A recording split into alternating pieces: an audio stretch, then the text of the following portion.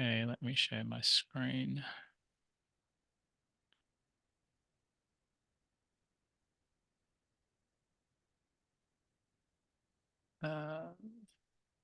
Okay. So hopefully everybody can see that. Yep, we're good. Great. All right. Well, thank you, everyone. This session is entitled Exploring the Fair Requirements for Federated Infrastructures in the Life Sciences and Beyond. So this is the session for the RDA Life Science Data Infrastructures Interest Group. It's the first of two sessions. We have one now and we'll have one in a week at a different time of day to accommodate people who are in various different time zones as this plenary is completely virtual. Okay, so the agenda for today is that I'll just give a short introduction to the group and why this session. We'll have an icebreaker, and then we're going to hear two examples of promising approaches to enabling distributed data analysis across infrastructures that are both either globally or uh, uh, interconnected. So first of all, we will hear from Oliver Hoffman and Bernie Pope, who are both in Melbourne in Australia, on exemplar projects that are using existing and upcoming GA4GH standards in the data infrastructure world, both globally and in Australia. And then we'll hear from Gareth Price, who is in Brisbane, Australia, and will talk to us about a international effort towards building a globalized, harmonized biodata infrastructure, which is the Use Galaxy effort. Now, unfortunately, we were going to hear from Melissa Konopko from Cambridge on the European 1 Million Genomes Initiative. She's had a family issue and can't join us today. So Volmar, who is one of the co-chairs on the group, is going to be presenting that on behalf of her. And then we'll have discussion and we'll end the session. If people are interested in the second session next week, we'll hear different perspectives on the same two first topics. So on the topic of initiatives connecting and utilizing GA4GH standard frameworks and tools, we'll hear from Taku Musarura from Cape Town, South Africa, on implementing GA4GH standards for federated data analysis in Africa. And then we'll hear from Björn Gruning from Freiburg in Germany on his perspective of the Use Galaxy. And then we have a few flash talks. Again, we'll be hearing around the European 1 Million Genomes Initiative and the genomic data infrastructure that goes with that. In that case, it'll be from Rod Hooft in the Netherlands. And then we'll be hearing from Sven Gundersen and Rory McNeil on other topics. Okay, so first of all, I'd just like to welcome newcomers. So if you haven't been at an RDA meeting before, the Research Data Alliance is really a community, a global community. It has over 14,000 individual members. There's 80 organizational members and a number of regional networks covering many countries. And the idea really is that it's a neutral space where people come together and have focused activities and discussions through interest groups, working groups, and communities of practice. And really the whole premise of the RDA is that all of the people here are interested in developing and adopting infrastructure that promotes data sharing and data-driven research. And we want to, the RDA also aims to, build this cohesive data community internationally that integrates contributors across different domains, research, national, geographical, and generational boundaries. So this is the Life Science Data Infrastructures Interest Group. So interest groups are, I guess, pretty fluid, but what they really aim to do is serve as a platform for communication, discussion, and coordination amongst individuals, both within the RDA, but also outside the RDA with shared interests. I'll just point out that working groups, on the other hand, serve to, they have sort of more highly focused effort around a specific activity. They often come out of an interest group. They're time boxed, 12 to 18 months. And yeah, so they are, as the name implies, working on specific outputs, whereas interest groups are more fluid.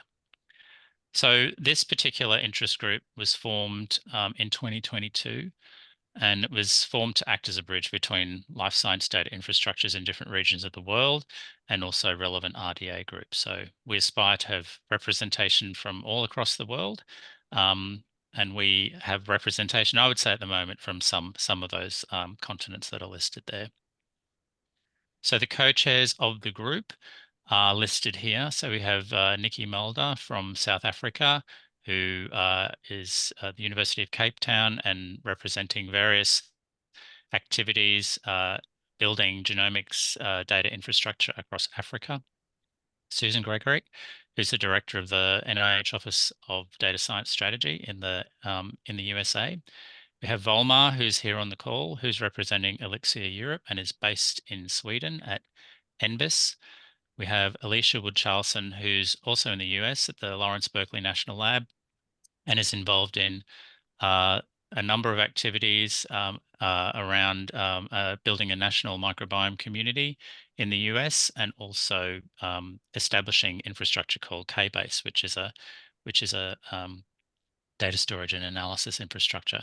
And we have myself. I'm from Australia, and the Australian Biocommons. We are seeking to build a better data infrastructure, research data infrastructures in Australia that's well connected into what's happening around the world.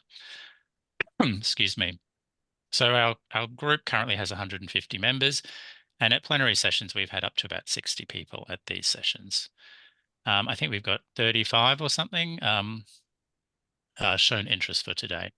So just the previous 3 plenary sessions. So we've been at 3 plenaries, and in the first one, we introduced ourselves to the RDA, and there was discussion there amongst the group about what we all obviously, all of the co-chairs and most of the people present are associated with establishing or coordinating or designing life science data infrastructures.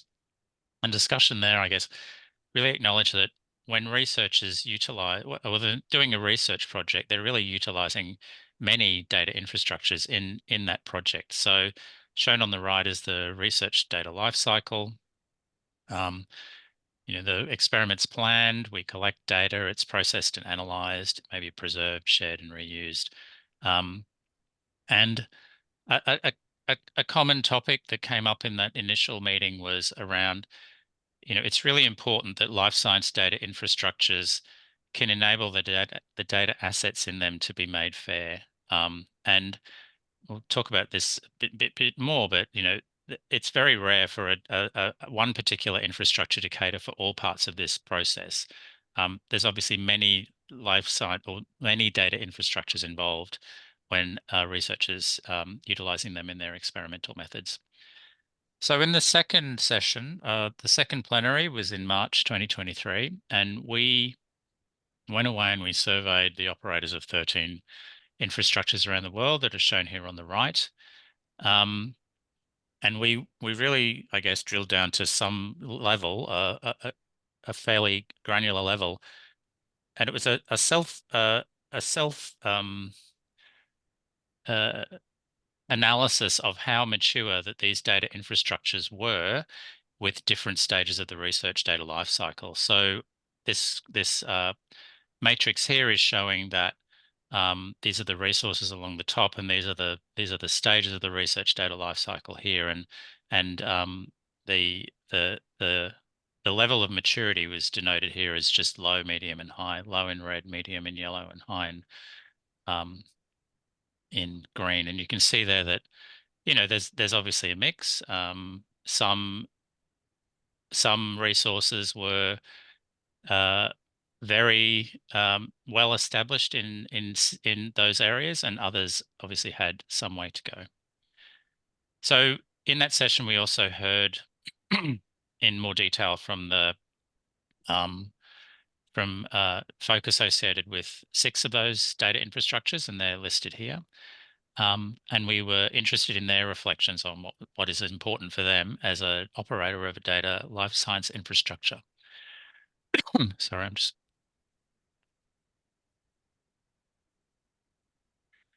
Okay, so the reflections really from that session as I said, that so none of those life science data infrastructures supported all the stages of the life cycle. And most supported processes that were only associated with a few stages of the life cycle. So for instance, they may have been analysis. They may have primarily supported analysis, or they may primarily have supported the data archiving. And when a infrastructure enables a certain aspect, the digital assets are then effectively produced, and then they have to be handed off in some capacity to another infrastructure for the next stage of the life cycle, and sometimes within the same stage of the life cycle. So for instance, we might use multiple platforms in the analysis. So researchers therefore often use multiple infrastructures, and the data or other digital assets such as workflows or computational methods also move around the cycle.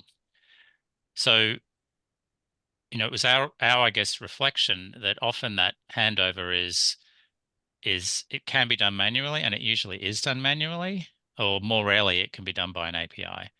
The metadata may, or probably more likely may not, accompany that digital asset in this handover. And that, there's an issue here that if the metadata related to how that asset was treated at one step doesn't pass with it through its journey, there's a risk here of not really understanding the provenance and that journey of the digital asset throughout its lifetime, and that has implications for the reproducibility of an experiment. So in the following session, I guess we continue to have a think about this, and there's a very great range of, or there's a great number of life science data infrastructures globally. There's a very wide range of scale of those infrastructures, scale and scope. There's also a wide range of maturity. And, I guess how we're thinking is it would be useful for guidelines to be produced for the operators of any global life science data infrastructure to help them make those digital assets housed in them more fair, which will enable a better handover of the assets around the life cycle between disparate infrastructures. So, this is a very busy slide, but this is, I guess, highlighting various aspects that have been identified by the group. So, the need for, I'm not going to go through all of these, but, you can see here that there's, standard procedures and standard APIs are really needed across different infrastructures. There's often disjointed policy between infrastructures, so that can make moving assets difficult. Wouldn't it be great if we had harmonized metadata that was adherent to community standards being produced by all of these, using persistent IDs, having licenses, clear licenses for the data assets involved, even better, open licenses by default. I'm not going to go through this in great detail, but maybe I will bring it up at the end where we start to have some more discussions. Okay, so that's the history, and this brings us to today's session. And really what we wanted to do now is highlight some or showcase some examples of successful and promising approaches for federating infrastructures that do enable seamless or better discovery and insight generated from infrastructures that may be distributed regionally or may be coming out of heterogeneous resources. And so the examples in this are going to continue to inform our thinking and our discussion for future work in this group. Okay, so I think we've got the link to the collaborative notes in the chat. If you can please go there and pop your name down, that would be excellent. And now I think Volmar is just going to lead us through or a little bit of an icebreaker. Yes, and let me try to share my screen here and see what's happening. I'm gonna switch then to my desktop over here. And as people start filling out, we should see this view starting to move around a little bit. The questions are self-paced, so if you've answered the first question, you can go to the next one. but I will leave some time before I move on in the presentation view here, so we can see the tally of the responses. The link should be in the chat. So if you click there, you should get to the Mentimeter interface, and you can enter a country or a continent or both.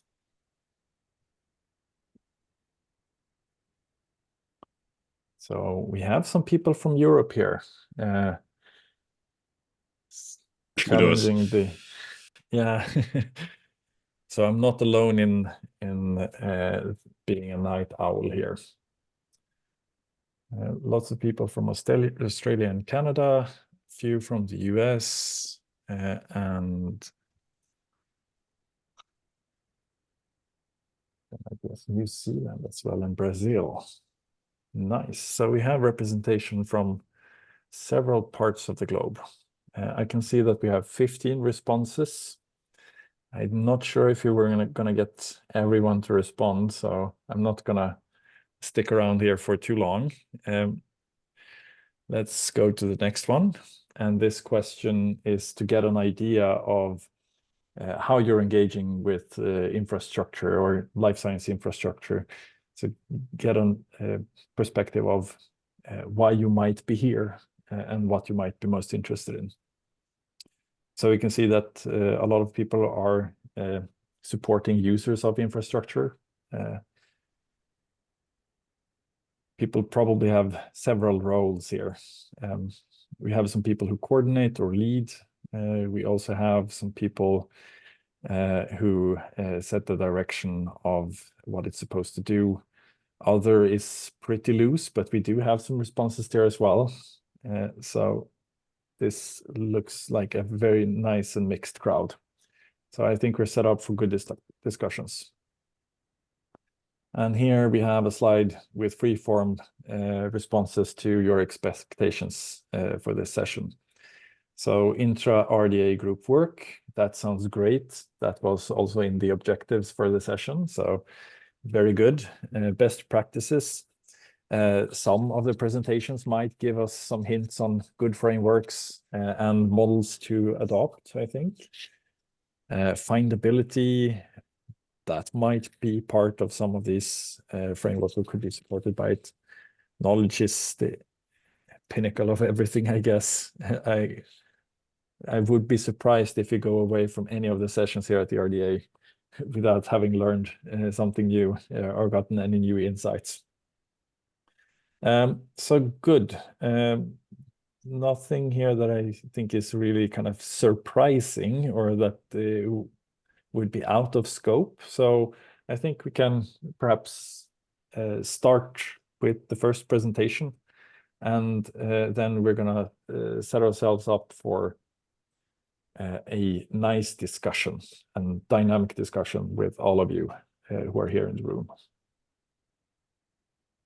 Thanks, Volmar, and thanks everyone for those responses. So firstly, we are going to hear from Oliver and Bernie, who are going to fill us in on some exemplar projects using existing and upcoming GA4GH standards in the globally and in Australia. So over to you both. And you've got about 20 minutes. We don't have so many flash talks, so don't be too stressed about the time.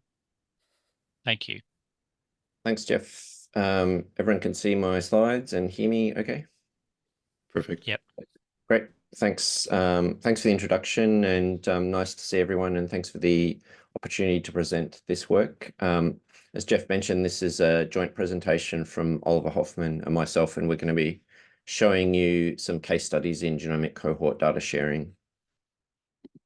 So the first case study that I'll present is implementing a data commons for cardiovascular disease in Australia, which is an ongoing program of work that we've been working on at Australian Biocommons for the last couple of years. So first of all, a bit of motivation for why we're doing this work. On the right-hand side is a cross-section of an artery, which shows it's being constricted by the development of buildup of plaque, which restricts the flow of fluids through the artery. And that's a process called atherosclerosis, which is a major cause for heart attack. And coronary artery disease, otherwise known as CAD, is the biggest cause of premature cardiovascular death in Australia. Up to 20% of heart attack patients present with no known risk factors. And many individuals who have a heart attack have no warning signs prior to the first occurrence of their heart attack. Therefore, it's a major important health problem to identify new risk factors for heart attacks so that we can identify individuals who are at risk and have interventions before they get to the point of having a heart attack. And so to do this, one approach is to assemble large representative data sets of individuals who may be at risk, but also at population level as well, to identify and validate biomarkers and translate those into clinical practice. And so that's the beginning point for this work is trying to assemble these data sets across different types of omics data. They might be genomic data, metabolomic data, or lipidomic data. All of these are measurements of biomolecules that may be indicators that together we may be able to identify risks for heart attack. So this is the process that's sort of envisaged for this work, whereby at the top left-hand corner we have someone's sample collection. It's a drop of blood here that goes through some processing and then undergoes analysis for, in this case, lipidomics, but that could also be genomics, metabolomics, and other omics analyses from the blood, which is identifying important biomolecules in the sample. And then this green box here is where we come in, which is collections of large data sets representing both the participant information and also the genomic and omic information that's coming out of these analyses. When these large data sets are collected together, machine learning and artificial intelligence algorithms can identify these risk scores. That's the goal. And then that can feed into a clinical interface, which can feed back to the clinic and then improve outcomes for participants. So this is the green arrow here is the part that I'm talking about today, is the aggregation of these data sets that allows this analysis to happen. So when we started this work, Australian Biocommons was approached by a consortium called CAD Frontiers, which is a large collection of research organisations that are interested in this problem around Australia. And they expressed this desire to develop an aggregated collection of this data and an analytics platform to enable the identification of these biomarkers. And when we started investigating and working with them on this problem, we looked around the world to see what other people were doing, and we identified the Biodata Catalyst platform, which is a data commons from the National Heart, Lung and Blood Institute, or NHLBI, in North America. There's a screenshot here of the Biodata Catalyst Data Commons web interface. The Biodata Catalyst contains data for a greater than 500,000 individuals across 185 studies, aggregated together into this platform, and it's built on top of a software system called Gen3. I'll talk a little bit more about Gen3 in a moment. Gen3 is a data commons software for creating data commons. And there's a link here to the Biodata Catalyst portal. You need to have credentials to log in to explore the data, but if you do have credentials to log in, you can see an interface like this, which tells you how many samples are available. It also allows you to search via different criteria, including over the metadata of the samples, so that you can select sub-cohorts from here. And then if you find a cohort of interest, you can apply for access to the data and then take that data to an analytics space to perform your analysis. And so this data commons that supports Biodata Catalyst was pretty much ideal for the program that we're working on. So it's very much an inspiration for our work. There are many data commons of this kind supported by the Gen3 platform and similar systems across the NIH, National Institutes of Health in North America. These are some examples here. I won't read them all off, but they cover a variety of human data types, but also non-human data types as well across many different disease phenotypes as well. And very large numbers of samples. If you have a look at the number of subjects, there's thousands to hundreds of thousands of participants in these collections. So they can be quite large. And they can also support different types of data as well, including multi-omics data like we're talking about now for cardiovascular disease, but also imaging data and very rich and detailed metadata about the samples. So what is a data commons? Some people will be familiar with the data commons already. Bob Grossman, who's one of the leads in this space and one of the creator of Gen3 from the University of Chicago Center of Translational Data Science, he defines data commons as a software platform along with a governance framework that together allow a community to manage, analyze, and share its data. He notes that successful data commons harmonize their data so that they may be easily and readily explored and analyzed by the research community. And as I mentioned, Gen3 is an open source software platform for creating data commons. Gen3 itself is created out of components and it's built on web technology.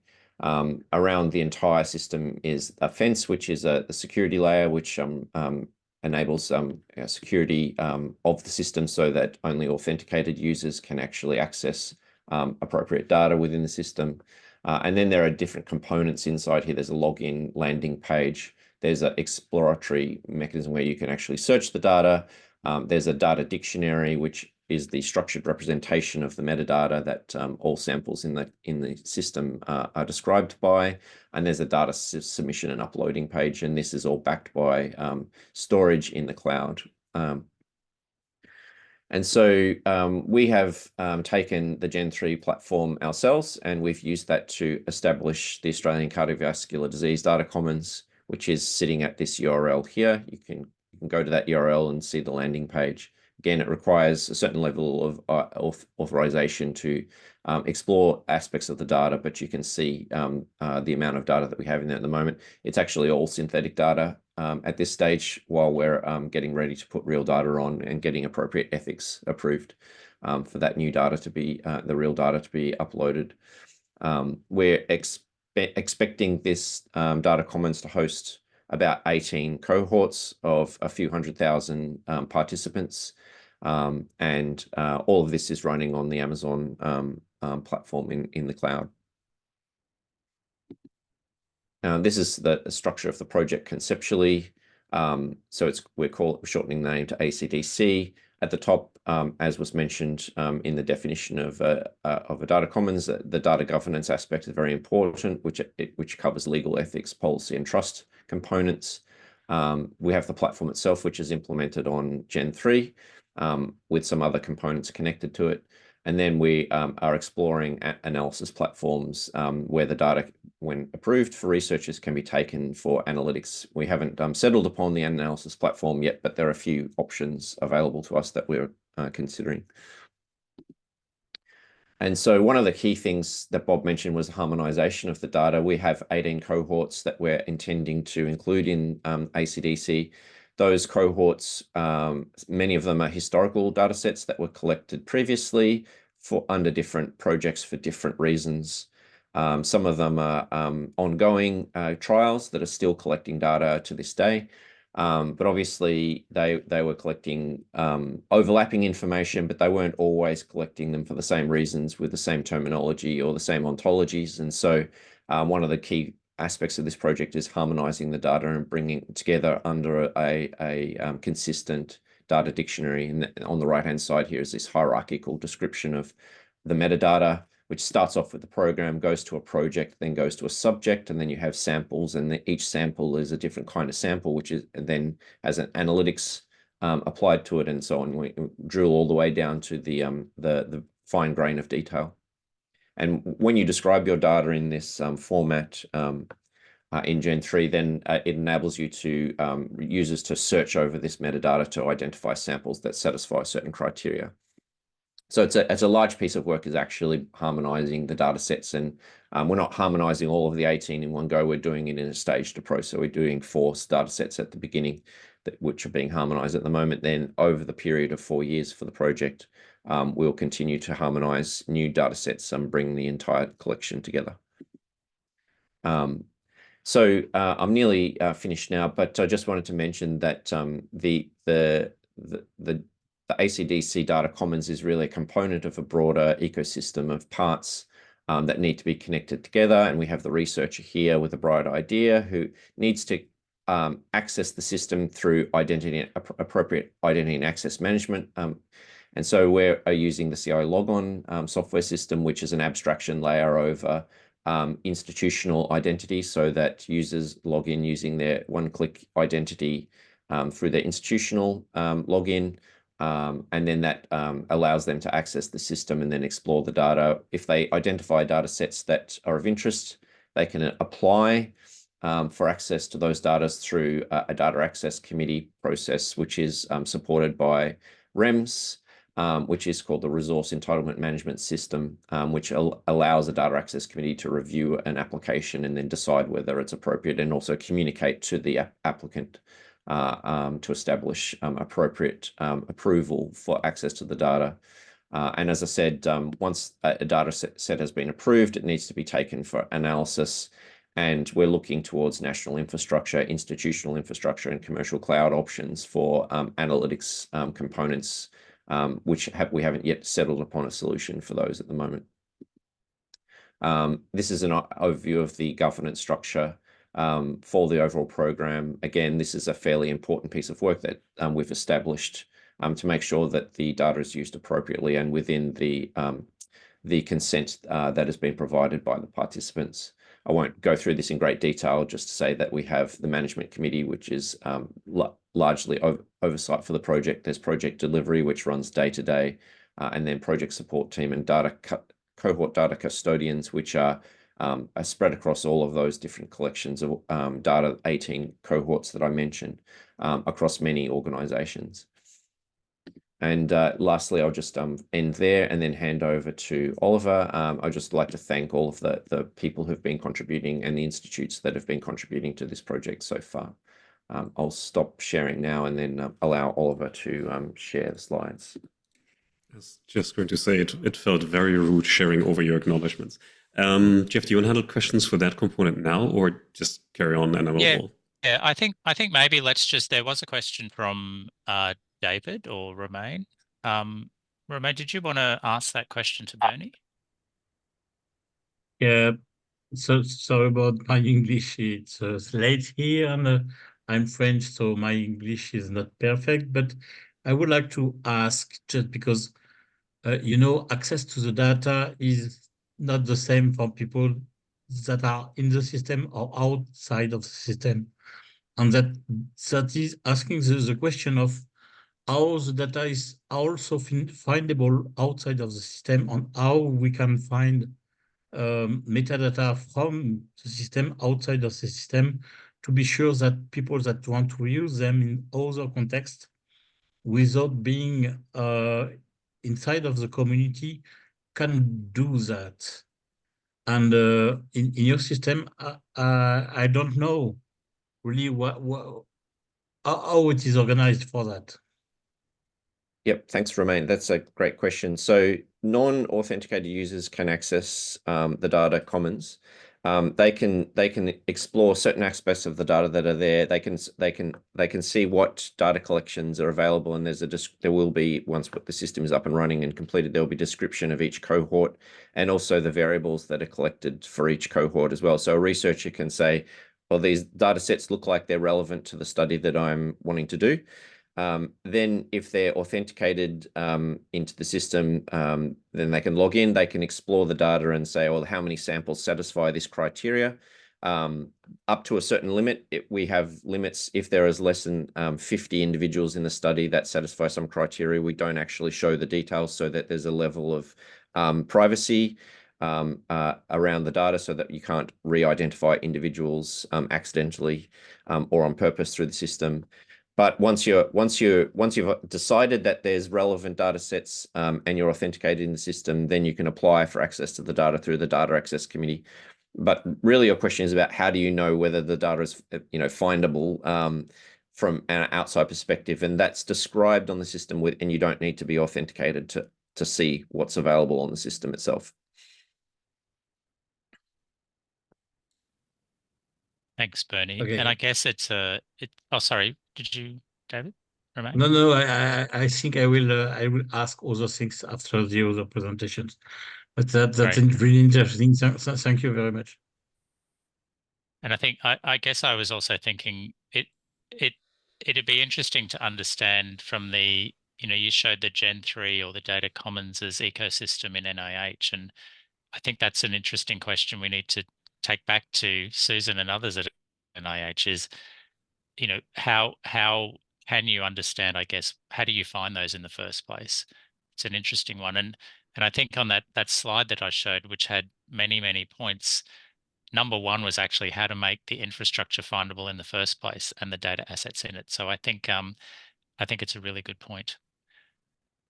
Okay, no other questions for Bernie now. Over to you, Oliver. Sure. The fundamental story will probably come up back for this one again. So we're switching gears a little bit with a view from Australian Genomics, where I co-lead the data working group. Australian Genomics was established in 2016 with about 70 different entities across Australia with the aim, well, multiple aims, but one was to show benefit of genomics for patients, but also evaluate the cost effectiveness in a clinical setting, and then advise policymakers what a national rollout really should look like. And so as a result, key to this are around 20 clinical flagship projects that, unlike what Bernie showed, don't have anywhere near the depth and the level of detail that the cardiovascular study has, but have quite a bit of a breadth and in the sense that they go across many different diseases. And so it was very difficult to come up with a data model that would work for all of them. I mean, one of them here is a carrier screening for reproductive purposes, where the main proband is a virtual offspring that we don't even have a data set for and don't know how to model.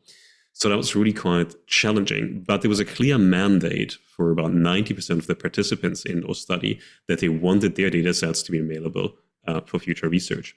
So we had to come up with something that was a lot more shallow and simple to at least capture this data and eventually make it available to others. There's a fair amount of information management going on behind the scenes. For this particular talk, I really just want to focus mostly on the genomic data store, access controls, and how we're handling some of those things. And then how do we get data back to the users, really? The data store itself is incredibly simple. It's a couple of S3 buckets on Amazon that we have split into a staging bucket and store.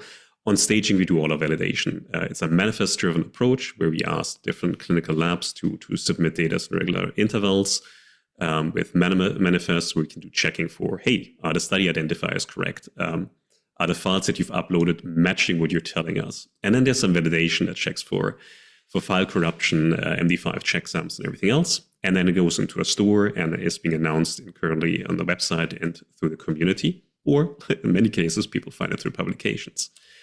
There's a little bit more going on behind the scenes if anyone is really interested. I mean, this is an RDA talk, but it's really relatively simple. Most of the bells and whistles are in notification, automatic emails, and error flags if something goes wrong for people to manually jump in.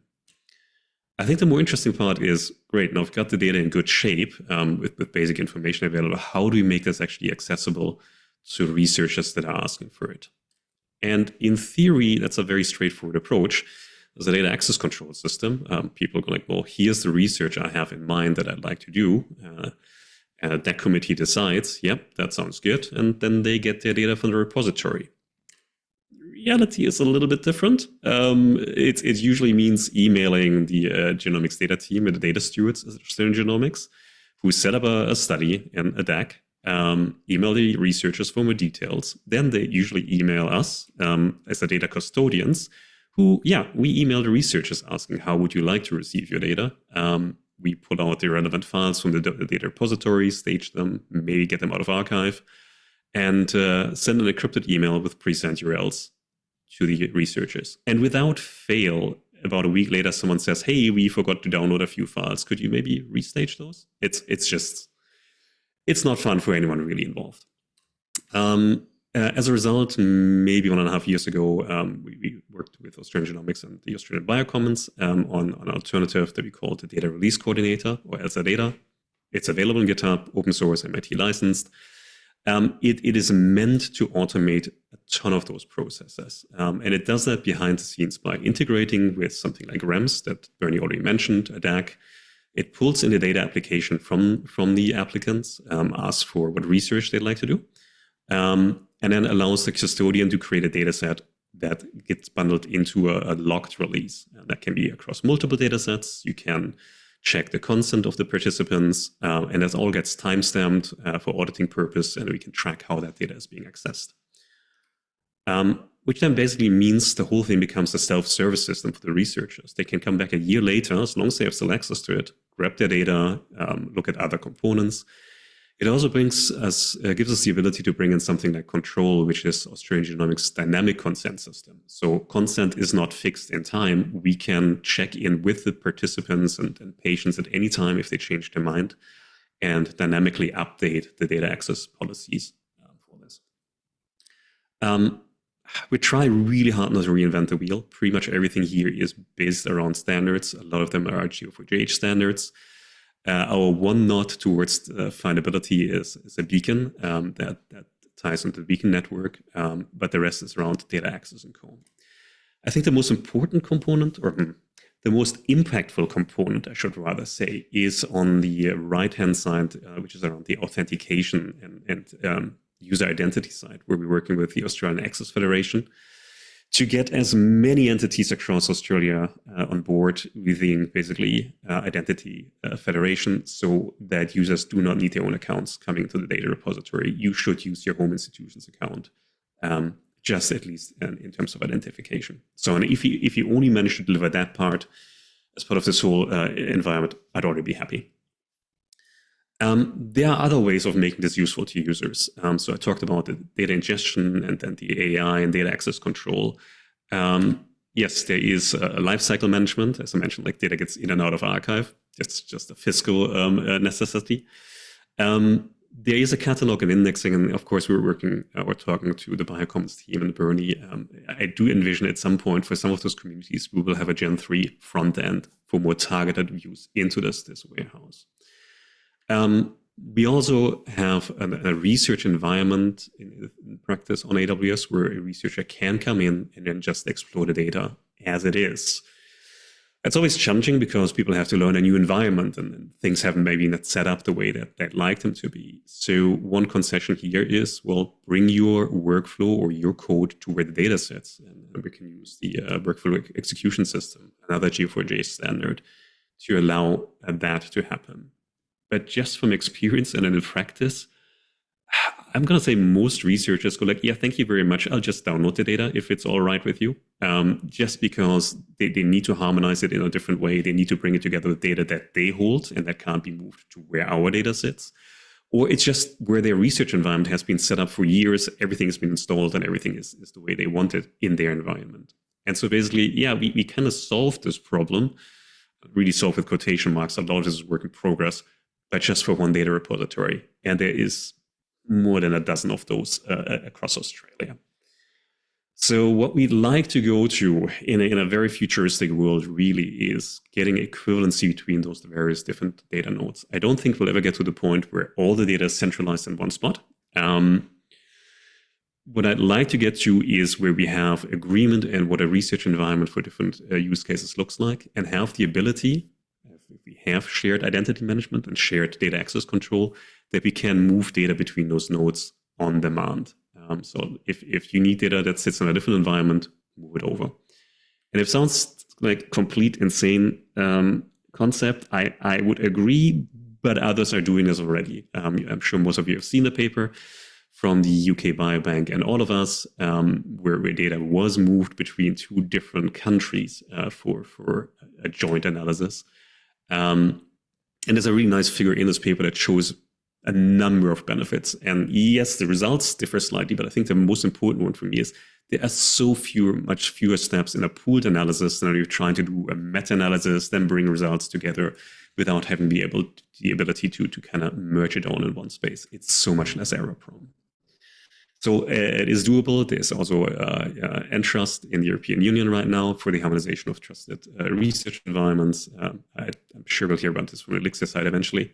So I think this is, or I hope this is where we're moving when we're talking about national genomics infrastructure. We have a mandate from our government that we should align with international data sharing initiatives. Hence talks like this. We need to be standards-based, but there's also a strong focus on interoperability across the systems, mostly between different states that have different setups. And so what I talked about kind of speaks to this a little bit. That's, I think, where we are. Engagement, yeah. Shoot us, Bernie or me, an email, or chase us on Twitter, Blue Sky, or any other environment. Jeff, that's what's my side. I hope I made up a little bit of time. Thanks, Oliver. There is a couple of questions in the chat. So, yep. Anu, yeah, Anu, let me go did you first. want to? Yep. Okay, go. So I was wondering, I'm from the NIH and I hear very often a lot of discussion on how we do not want to let people download data. One of the reasons being that, especially genomic data can be really big. So downloading is a hassle. The second reason being that you're generating multiple copies of the same data, which is again problematic. So I wondered if you have a mechanism to kind of make an analysis platform available to the users on the cloud, which can just stream the data and not necessarily create duplicate of this data within the platform.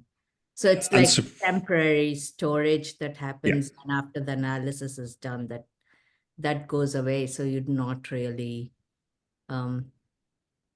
Unsurprisingly, the answer is no. What I will say is a couple of things. One, egress eventually, particularly if you're hosting data on a cloud provider that charges for egress, will kill us financially. So I do suspect we end up in a hybrid approach like Genomics England, where the National Genomic Archive it's on nationally operated on-prem data storage, and then from there can get staged into cloud environments on demand. And then once the analysis is done, gets removed. That doesn't get around the duplication side of things. Our experience with streaming is, particularly while people are in the experimentation phase, data gets reused 5, 6, 7, 8, 9, 10 times in a row while they're just trying to something, and it takes just too long. So having temporary copies does make sense to us.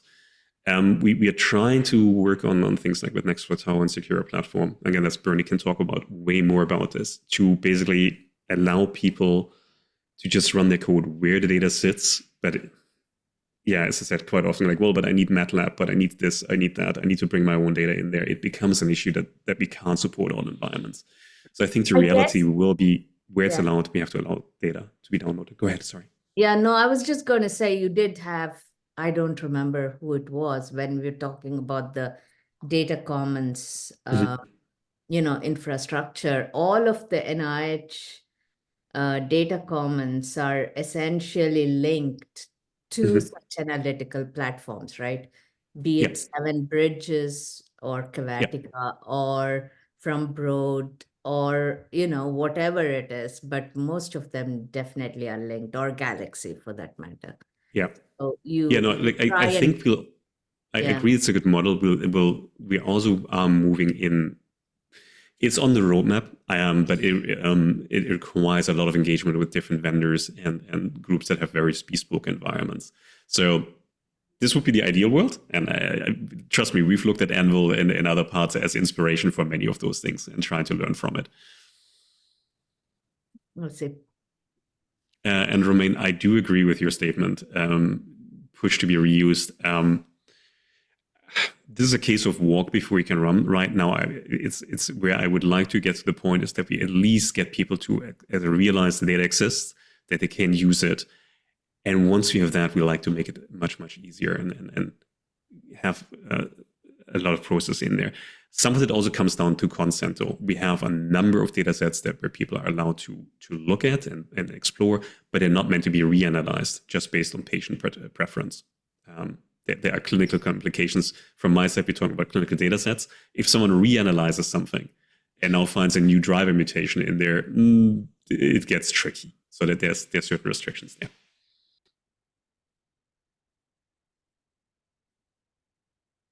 Great, excellent. Thank you. Well, keep thinking about questions. We'll come back at the end as well. So now we're going to change tack a bit, and we're going to hear from Gareth Price, who will be talking about towards building a global harmonized biodata analysis infrastructure. Gareth, you'll share? Okay, great. Thank you. Thank you, Jeff. I'm happy to share. Yeah. It means less asking you to click through slides. All right. Thank you, everyone. I am going to just launch straight in. Jeff picked this title for me, so that's not to blame him. That's actually to say it's a wonderful way to refocus your efforts when someone else gives you the title. I was fortunate enough, as Jeff noted, to present previously to the RDA, and I focused more heavily on FAIR from our user's point of view. So what do the user get out of using Galaxy that they may or may not realize actually applies to the FAIR principles. And I think, Oliver, you put in the cheeky comment, there was a lot of green in our self-survey. I do agree. I do remember, though, at least clicking a little bit of red and orange because, yeah, there's some things that Galaxy does great. There's some things it could aspire to do better. So I don't typically give an outline, but I thought I'd try and capture the essence of what I'm going to talk about. So a very quick grounder on what is Galaxy. And then because this is more about infrastructure, I think there's two aspects to this. There's a local infrastructure, local in this case being national, or in the case of Europe, I guess continental. Then job resourcing, and that's a fascinating global effort. Tools and workflows. So all different aspects of how we're trying to harmonize a researcher's perspective on analyzing, and also more importantly, maybe collaborating and sharing their experiences globally without having to reset every time on what platform, tool version, or reference data set did you use. So as a very quick reminder, Galaxy is a web interface. It's a portal for users to either upload their personal research data or access shared hosted data by the Galaxy service, or bring in via various URL or API mechanisms publicly available data. Inside Galaxy, we've configured on each service roughly 2,000 tools. They're resourced, as you'll see over the next few slides, mostly by the service, and a researcher can execute an individual tool or multiple tools in a workflow. So just to cap and give that more than just a static screenshot, it's a web interface for a complex mixture of computing resources that's often invisible to the researcher. So that's the sort of harmonizing at the infrastructure level, but not at the FAIR user level. It's a launching site for those tools, which can be scaled appropriately to the data that they bring. It's a repository for reference data, which has some wonderful implications for time, and time is probably the biggest thing we're trying to save a researcher by hosting reference data. It's a workflow creation and run platform, and it is a sharing platform. And I think given some of the topics today, it's a sharing platform that we do hope shares a reasonable amount of metadata alongside the result that is shared. So not metadata, as Jeff highlighted, where, Jeff or Bernie, I think, highlighted that if it's not brought in with the system, we can't generate it. But what's brought in is well propagated across the platform. So some context. I am focusing on the large public servers, which we define as the Use Galaxy servers, and they aspire to certain criteria to be called a Use Galaxy server, and that's mostly around updating software version, tool version, and some harmonization of core tool data sets. Outside of being that cohort, There is the Galaxy Toolshed, which is just creeping up shy of 10,000 tools that can be installed on a Galaxy service. And you'll see it later in the talk, I'm going to refer to the quality of some of these tools. And also I'm going to come back and refer to how we host both data and tools via the CERN VM file system. So I thought the first topic I wanted to pick on was job distribution. I've grabbed two maps here. I have not deliberately excluded the US. It's just their map is spaghetti tree of connections. So Galaxy has a very nice system called the Pulsar system, which is essentially a headless Galaxy service that can be substantiated on other infrastructure to where you're hosting your main node. In Australia, we're currently hosting our main node on the Australian Research Network, or AARNet, infrastructure in Sydney. But the blue dots on this Australian map all the way over to Western Australia and Perth at the Pawsey Supercompute Centre, Melbourne University, the NCI in Canberra and our national capital, and QCIF and Chris Cloud in Brisbane, all are Pulsar sites. In fact, there's one missing on here, which is kind of in no man's land, which is a commercial Pulsar that we run as well. And this allows us very nicely to, one, access more infrastructure than it's physically capable of hosting at the main site. But more importantly, it allows us to access infrastructure that can't necessarily be easily configured at our host or our home site. So across these various Pulsars, we have high CPU VMs, high memory VMs, GPU VMs, and rapid IO VMs, all of which allow us to tailor specific tools and data sets to those machines for the most optimal return on time for analysis. In Europe, we have Galaxy Europe hosted essentially out of the University of Freiburg in southern Germany, and a complex relationship of pulsars scattered through various Elixir nodes and other places in Europe. Geopolitical considerations aside of moving data, this is obviously more complex than in our one large big island here. But it's a fascinating way to also move data around and access those same configuration options to have different styles of data processed at different locations. So that's distributing jobs in hopefully a harmonized way. There is a vision. I should go back. Sorry. There is a vision, a hope, maybe naive, that one day these pulsars will be accessible globally. So that if a particular pulsar in Australia is not fully loaded up, that Galaxy Europe can be aware of that and send jobs to Australia and vice versa.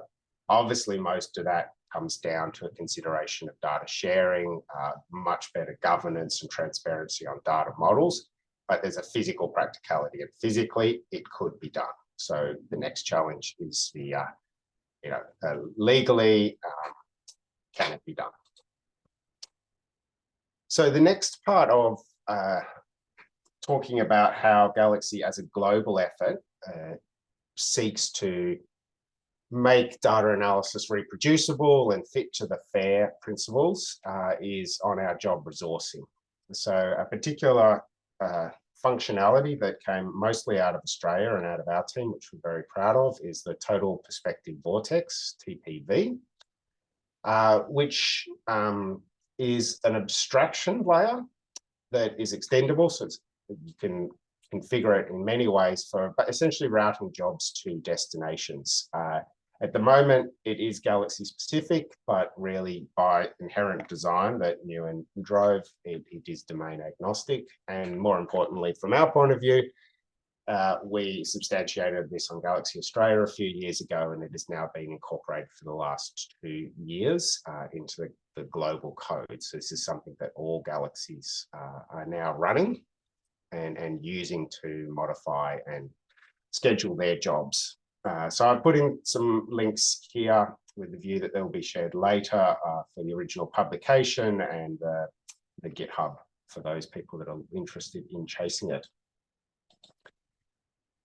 And extensively, what we're talking about here is deconvoluting this process for a researcher who might be trying to access their institutional HPC and need to be aware of all of these particular settings when setting up their job on that HPC for submission and successful completion.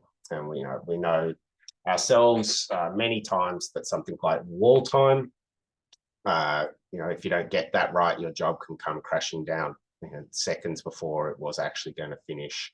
And that can be very frustrating. So a user needs to be aware of all of that. And we're aware that many researchers are not aware of all this complexity. We can't take away that complexity. That complexity inherently exists in setting up a job. What we can do is abstract inside Galaxy elements of that complexity away from the user. So the user needs to know what tool to pick. They need to provide their input files. They may need to specify which of multiple output files they need. And there are certain runtime parameters. Is this a stringent search of a genome? Is this a loose assembly? Whatever parameters they have. And then we have two other interactions in the Galaxy space that I think are very important. And this is where TPV will come in. So we have the author of not necessarily the tool, but the person that wrapped that tool for Galaxy, who gets to define certain parameters for the tool usage on Galaxy. Then we have the admins. And if we think about Galaxy Europe, Galaxy Meta, and Galaxy Australia, we have now 3 sets of admins globally who can independently make decisions on these 4 aspects of running that job. And one of the things we've noted in particularly the last half a year to a year is Galaxy is particularly good, and I say that with a certain amount of pride, of getting together as a global community and saying, what can we do more efficiently that we've been doing separately? And so one of the drivers at the moment is to essentially make these data sets available to all Galaxy servers so that we can learn from each other on how we're optimizing jobs, and we can learn from each other on, say, a new tool we want to put on Australia that's been running at Europe or America for 6 months. How might we immediately resource it so that the majority of user jobs go to completion? So that's the principle. Under the hood, TPV scales very well. So I thought I would show just a couple of examples of this. This is a particular tool called Bowtie 2 that works on a ratio, 6 cores, memory is scaled to cores. And then it can be provided with a series of destinations. So there's a Slurm destination, a Pulsar destination. If the calculation here fits inside, which destination do you send it to? This can actually be explored more by specifying input size up here as well and preferred destinations. So you can actually say, if 6 cores is enabled, prefer to send to Slurm. If not, and Slurm is full, send to Pulsar. So it is a proper scheduling system. But what's really also nice about it is that above that level of tool specificity for resourcing, you can have essentially meta specificity. And I'm highlighting this here where basically you've got rules for a particular service. So these are rules for Australia or rules for shared tools globally. And it's wrapped not particularly well on my screen. Apologies for this. The reason I put the date, the 26th of October 2023, is when Ewan presented these slides to ARDC in Australia. And I think what's really interesting is that this was conceptual at the time. How can we make best use of global information? And what I'm quite excited to share today is data generated last week where this sharing is actually happening across global Galaxy servers. So thanks to Ewan, Bjorn, and Ennis. And there is one name, Sebastian. Apologies, I have not put on there. I'll edit that. Ewan has pulled in all the TPV run profile metrics from Galaxy Australia, Galaxy Main, and Galaxy Europe for the period they have been recording.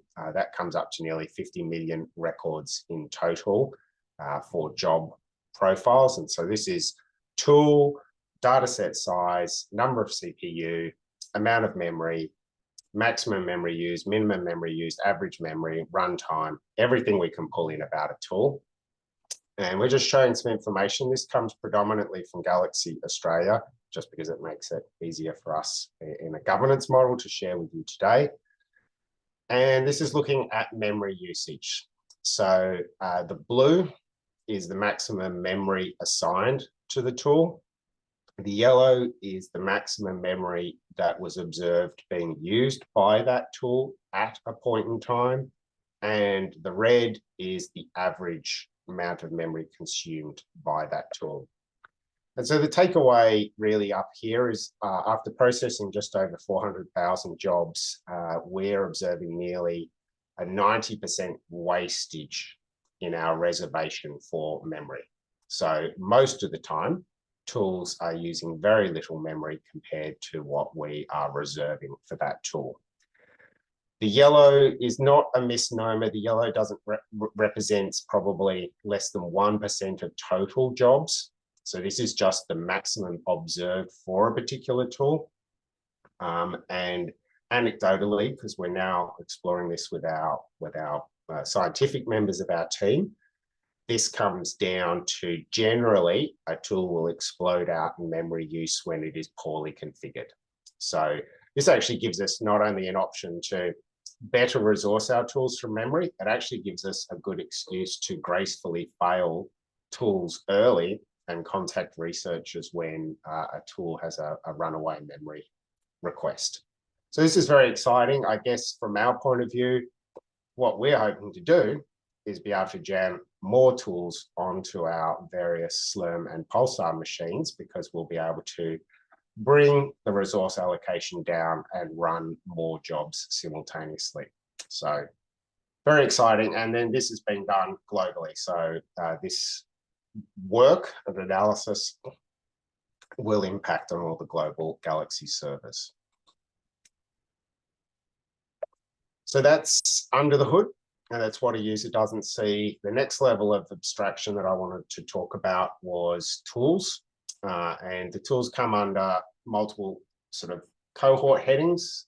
The Intergalactic Utilities Commission, or your IUC, is where I'm going to focus today. And the IUC is a collective of motivated individuals who are aspiring to not only wrap, but curate and validate those 9,700 odd tools on the tool shed, and provide, I guess, exemplars and standards for what makes a good tool.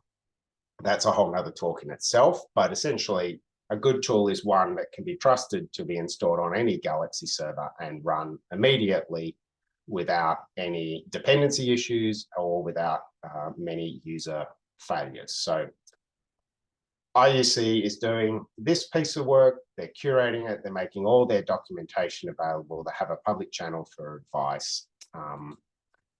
And the bit that I wanted to talk about in terms of harmonized infrastructure is that with each new tool that comes onto Galaxy, there's an automated process of building Docker containers for all the required packages for that Galaxy tool. That is in a subsequent generation of Singularity containers based on those Docker containers for these new tools. And all this is automatically pushed to Bio containers and Galaxy community. So it's pushed to Bio containers down here, hosted on CVFS. It's pushed up to the Galaxy tool shed for automatic install onto Galaxy servers and potentially updates into Galaxy workflows. So there's about 100,000 containers now that are maintained and distributed via CVMFS that really allow anyone to get in and immediately have the latest and the standard and easily distributed support they need to run their informatics tool. And the reason I wanted to sort of mention this is a segue. We internally and with the Galaxy community often talk about the CVMFS file system for Galaxy as a great place to host reference data, and it is. This is, I guess, a layer we we tend to talk about less because it interests the Galaxy admins more, which is that it actually supports tool development and tool distribution globally as well. So we have our global community of tool developers and tool repositories. The natural extension on top of that is workflows. And we have another universe or Galaxy themed name here, which is the Intergalactic Workflow Commission, or IWC. And the IWC gets together and produces high quality, transparent, best practice workflows. So these are regularly reviewed, tested before publication of the workflow, which sort of seems obvious, but worth stating. And very importantly, tested with every new Galaxy release. So there's 1 to 3 Galaxy releases a year, one major, some minors. So at least you know the IWC workflows are always going to be available inside the latest Galaxy release and work for you. They contain the metadata as Galaxy can host, which is license, authors, institutes, and annotations, which is very valuable. And I think really nicely, they're also deposited. So they're not only using a negative word here, trapped inside Galaxy. These workflows are deposited at DocStore and Workflow Hub for discoverability, and in particular, my interactions with Workflow Hub for the opportunity to be quite verbose in the annotation of that workflow. And with that, you can watch this little GIF, so you don't have to listen to me talk too much, but I thought I would include this one that shows how easy it is to bring in a specific workflow from IWC. It's also very discoverable to bring in workflows from Workflow Hub as well. So simply really need to point to the source, find the workflow you're interested in, and click go, and it is brought into your personal substantiation of Galaxy for you to run immediately. There are also hosted in our public repositories on Galaxy, so in our shared data and workflow lists on all the major servers. With that, I want to thank the team that delivers Galaxy Australia, quite a large cohort of us here from multiple partner institutions, and I can see lots of questions in the chat, so I'll stop sharing my screen. Thanks, Gareth. Let's go on to some of those questions. So I think Oliver had the first one, and it was around, well, Oliver can ask it.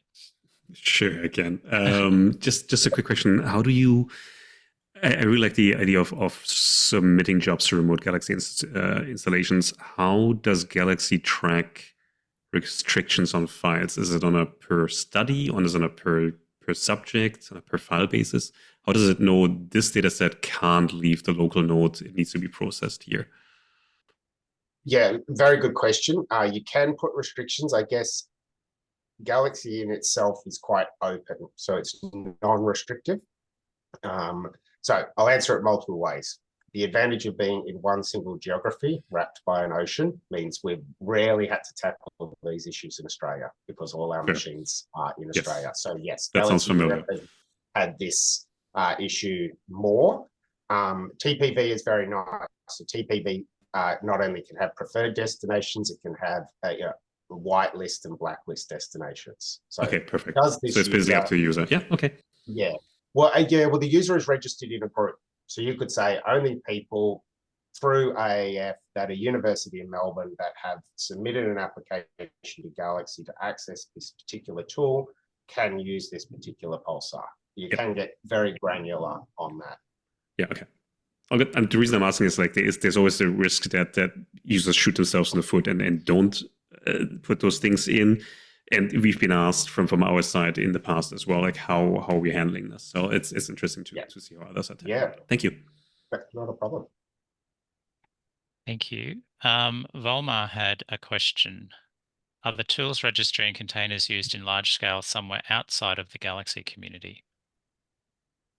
My understanding is yes, but the easiest answer to give you is Bjorn's going to be addressing this more in next week's version of the presentation. Something to look forward to. So come back. Yeah, Come I back, just threw everyone. you one Yeah. under the bus, but yeah, there's a hint. Yep. Excellent. Thank you. Romain, you had a question, and it's around funding for all the components that you were showing, Gareth. So how do we guarantee sustainability? That's a great question. We had this last year at a research sustainability conference. So Galaxy is funded, I guess, from multiple sources. There's hard cash that comes down from our federal government distributed through organisation. A number of those pulsar services that are scattered around the country are in-kind contributions. One of the advantages of a pulsar is it can actually be turned on or off, or connected and disconnected from the service. So we are not so much at risk of losing a pulsar. That would be technically frustrating, but not necessarily critically frustrating from a funding point of view. How do we guarantee sustainability? I'm not sure any of us know the answer for that, other than it's been quite successful. We monitor publications, monitor usage, effort, and we promote all that aggressively back to anyone that wants to listen.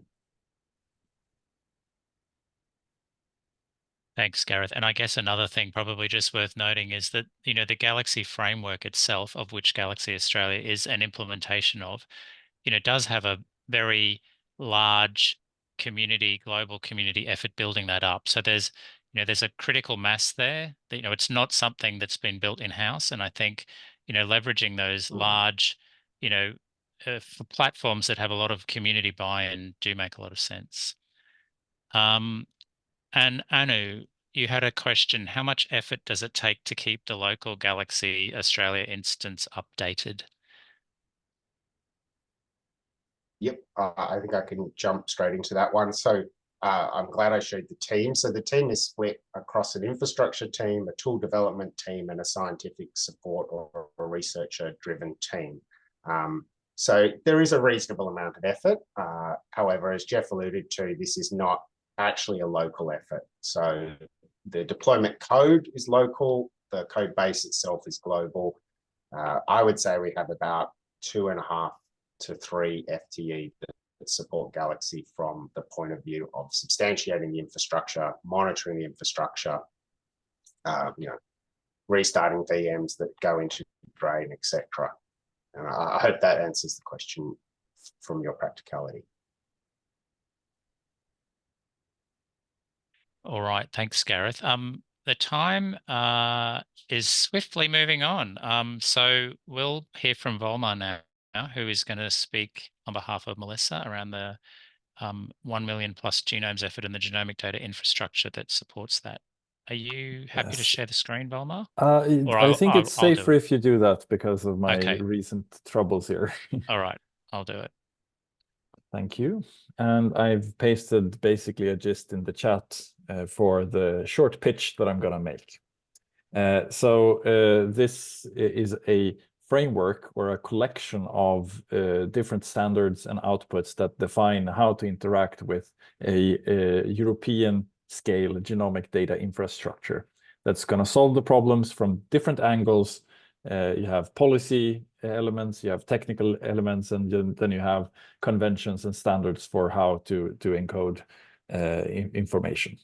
So if we go to the next slide, this is actually an initiative from a group of countries, or a growing group of countries on the policy level, which means that there are incentives on the government side and individuals engaged on the European level to actually get this working. So it's not only an infrastructure project, which, I mean, in a country where you only have one government, then it's a different situation, of course.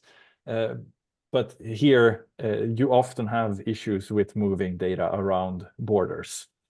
And having incentives and initiatives coming from the policymaker side makes it easier to actually change regulations and shape the frameworks to actually work with reality. So the idea is to support healthcare, and I mean, personalized and precision medicine has been part of it from the beginning, I think. And the 1+NG stands for 1+ million genomes. So there's going to be a lot of genomes ending up in this infrastructure and being available for both research and for health applications. So if you go to the next slide. There's several projects or initiatives feeding into this. So on the policy side, we have the 1+ Million Genomes Initiative, which are the policymakers and representatives from countries. And then we have the projects that are funded and time-scoped initiatives undertaken by research projects in collaboration with infrastructures and both from the healthcare side and from the research side.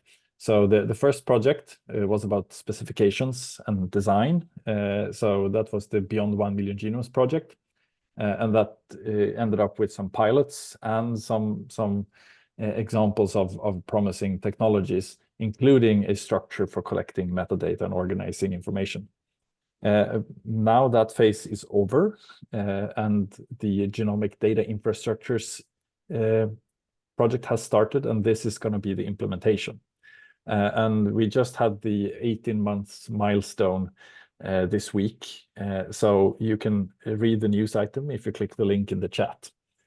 And there's going to be more projects latched onto this. So there's going to be one on population genomics to actually sequence and put content into this genomics data infrastructure as well. And there are several countries collaborating on that effort. So if you go to the next slide. So here is an overview of what the framework actually is. It's a user-friendly entry point to all of these specifications, guidelines, and things that were produced during the Beyond 1 Million Genomes project, and then also the things that have changed over the GDI period. If you go to the next slide, here we have an example of the structure of a page, which includes a short piece of context for the problem that's being solved, and then the different recommendations, the indication if they're required, recommended, or just kind of for your information. And if you go to the next slide, here is basically the ambition that we want this to be a global reference for infrastructures that want to interact with this genomics data infrastructure in Europe. And you can also look at how you can use the framework for yourself, and you can contribute. So this is all on GitHub, and accept contributions under certain conditions. So please read up more and get engage with us to connect in the future.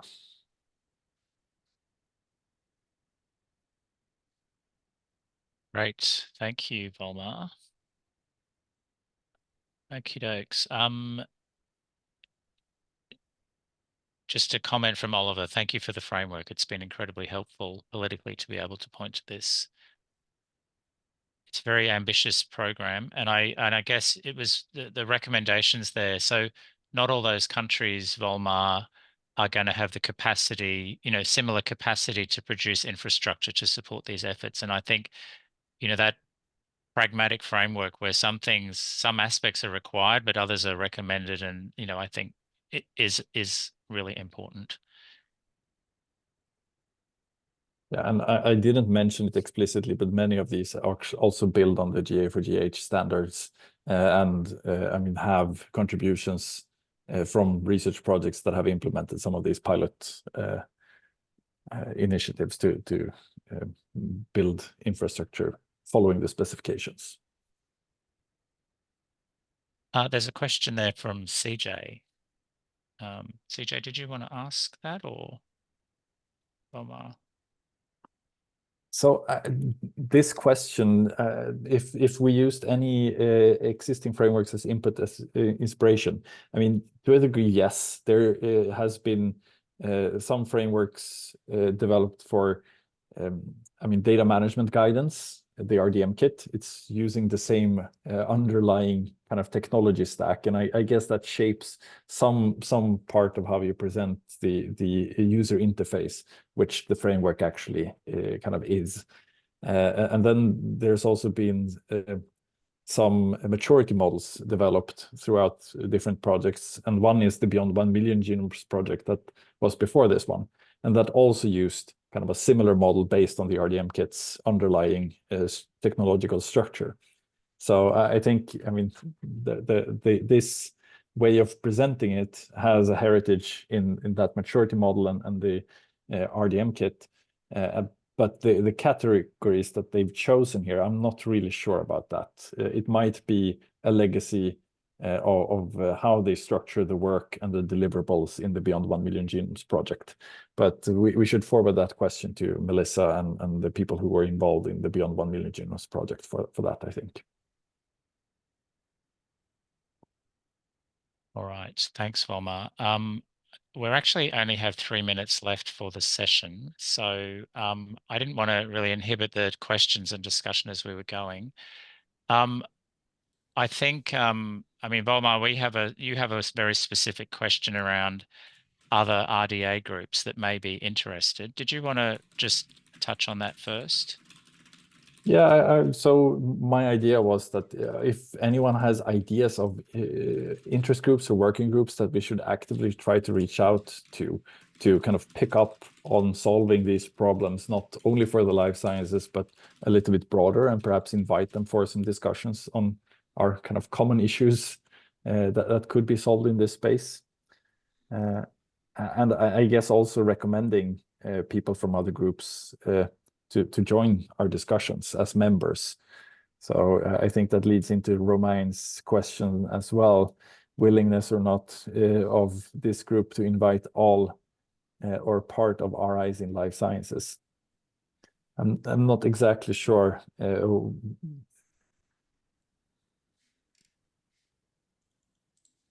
mean, I think the intention is that we're going to be a normal interest group, open for everyone. But we haven't had that much activities between I don't say the that plenary you are not meetings. open. You know me or Volmar, we are working together in the task force. So no, just because only for Europe, we have 13 or 15 RIs in life science cluster, and there are others in environmental clusters that could be in life science cluster, and it's only Europe. And if we enlarge that to the world, I guess that RIs are numerous. So today we are only kind of hands. And my question was, okay, we know that there is a common challenge, commons challenge, and how to mitigate with that if we don't invite, until we have not the means to invite broader scale of RIs, even if we stay in the life science topic. Yeah, indeed. So, I mean, I think the life sciences is a broad topic, and life science infrastructure is I mean, it could be a lot of things beyond the discussions that we've been having so far. I mean, the life sciences data infrastructures kind of indicates that it's more about the connections between databases and kind of these more bioinformatics inclined solutions. But I don't remember if we had written things like that in the charter. So yeah, I think our charter is open to anyone. I think we will have a think about this and as a group. It's time now, so we're going to have to wrap up, I'm afraid. But this group is open to anyone. Anyone can join the RDA as an individual member. It's free. I encourage you to have a look at it. We can send the link out after this to all the people that were here.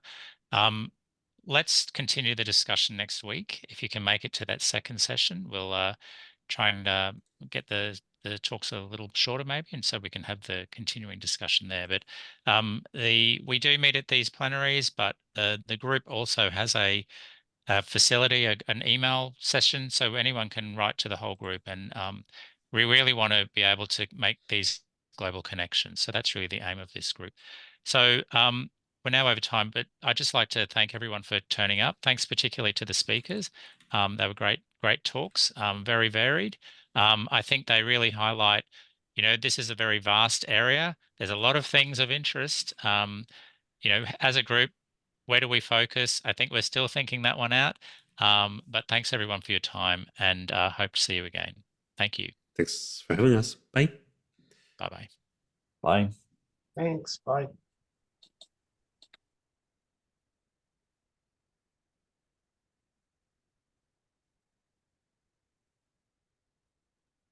So I guess we end the recording by just ending the meeting. I think we do. All right. You need Yes. to go to bed probably. It's very I late for do. you. So Thank we'll you. talk. Yeah.